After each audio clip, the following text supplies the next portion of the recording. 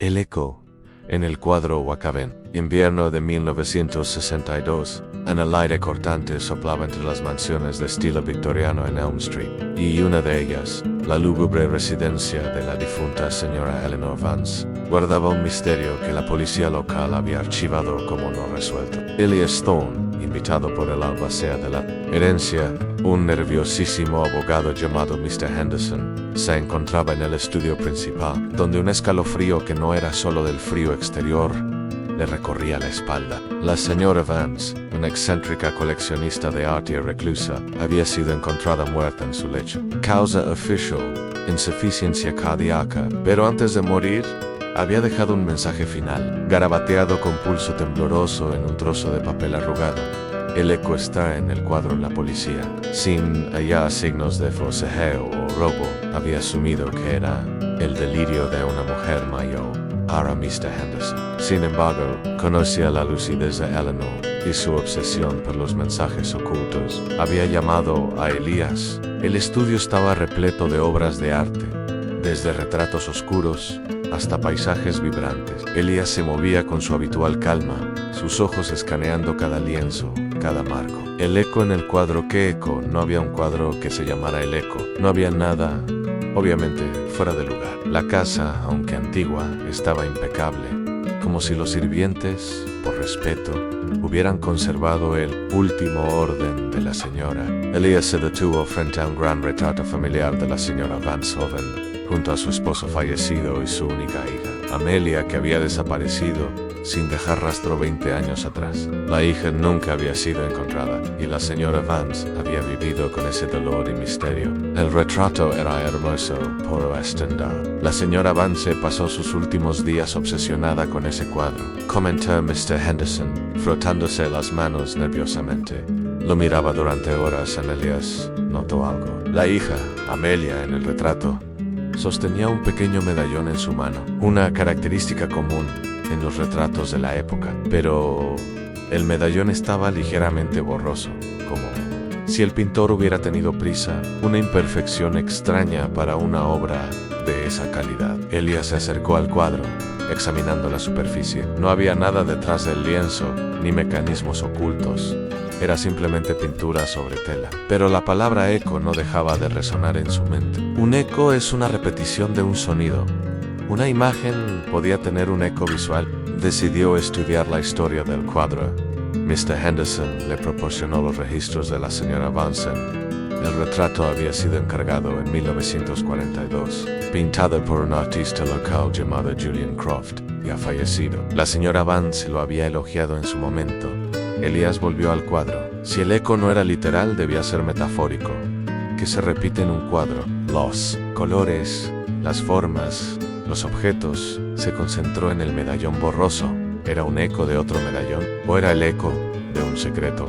Con una lupa de joyero, Elias examinó el medallón en el retrato. Bajo la capa superior de la pintura, casi imperceptiblemente, Elias pudo discernir unas líneas más claras, como un patrón o un relieve. Era como si el pintor hubiera cubierto algo. Con la delicadeza de un cirujano, Elias tomó un pequeño pañuelo empapado en un disolvente suave, algo que usaba para limpiar las manchas más difíciles de su traje, y frotó suavemente el área del medallón. La pintura se desprendió lentamente, revelando un detalle que había estado oculto durante décadas.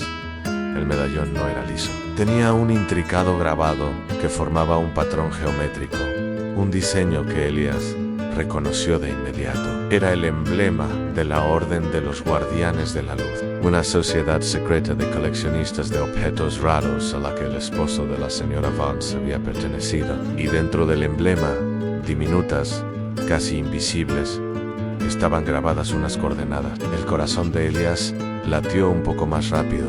Esto no era un delirio, era un mensaje. Las coordenadas apuntaban a una propiedad distante en las afueras de Wakaben, un viejo faro abandonado que la familia Vance había poseído, pero que había permanecido olvidado por generaciones. Elias se dirigió al faro. La estructura, en ruinas, se alzaba melancólica contra el cielo gris. Dentro, el aire era salobre y mohoso. En la parte superior, donde la lámpara había brillado alguna vez, Elías encontró una pequeña cavidad oculta en la pared, disimulada por años de escombros y telaraña.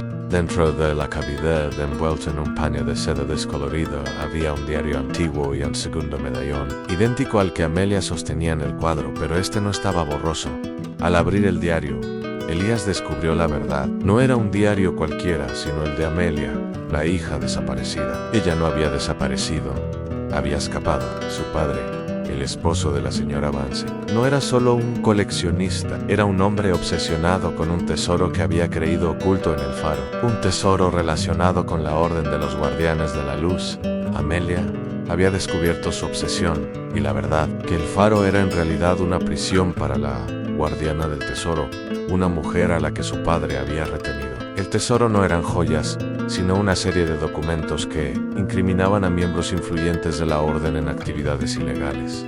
Amelia, horrorizada, había planeado escapar. En el diario relató cómo su madre Eleanor había descubierto el plan. Eleanor, en lugar de detenerla, había ayudado a Amelia a escapar, prometiéndole que la protegería y que nunca revelaría su paradero. El medallón que Amelia sostenía en el retrato era una réplica, un señuelo para desviar la atención. El verdadero medallón, el que encontró Elías, era un mapa codificado para el faro, que Eleanor había entregado a Amelia antes de su fuga. El eco en el cuadro no era sobre el medallón en sí, sino sobre el secreto replicado en el retrato, el amor de una madre por su hija, el dolor de una separación forzada y la ingeniosa forma en que Eleanor había asegurado que la verdad, si alguna vez fuera necesaria, pudiera ser encontrada. La señora Vance, al final de su vida, había intentado, con sus últimas fuerzas, revelar la verdad sobre la desaparición de su hija y posiblemente los crímenes de su esposo, y la orden de la muerte de Eleanor no fue un asesinato, sino un último intento de liberación,